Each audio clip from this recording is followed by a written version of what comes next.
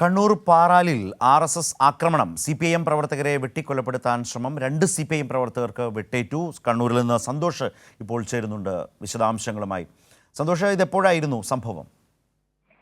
ശരത്ത്, ഇന്നലെ രാത്രി 10 മണിക്ക് ശേഷമായിരുന്നു ഈ RSSന്റെ ആക്രമണം ഉണ്ടായത്. തലശ്ശേരി പാറാലിലാണ് 15ഓളം വരുന്ന RSS സംഘം മാരക ആയുധങ്ങളുമായി CPIM പ്രവർത്തകരെ ആക്രമിച്ചത്. പാറാലിലെ തൊട്ടോളിൽ സുജിനേഷ്, ചീരണംകണ്ടി ഹൗസിൽ സുബിൻ എന്നിവർക്കാണ് ഗുരുതരമായി പരിക്കേറ്റത്. ഇവരെ തലശ്ശേരിയിലെ സഹകരണ ആശുപത്രിയിൽ പ്രവേശിപ്പിച്ചിരിക്കുകയാണ്. സുബിന്റെ തലയും കഴുത്തിനും വെട്ടേറ്റിട്ടുണ്ട്. സുജിനേഷിന്റെ കൈക്കാണ് ഗുരുതരമായി ഈ ആക്രമണത്തിൽ പരിക്കേറ്റത്. തലയ്ക്കും വെട്ടേറ്റിട്ടുണ്ട്.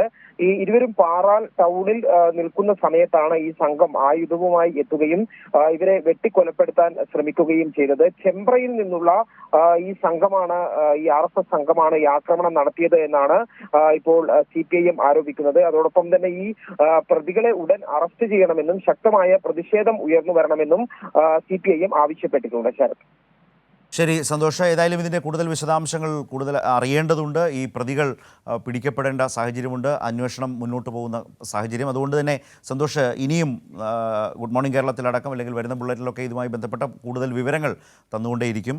ശരി സന്തോഷ്, ഇപ്പോഴത്തെ ഈ വിവരങ്ങൾക്ക്.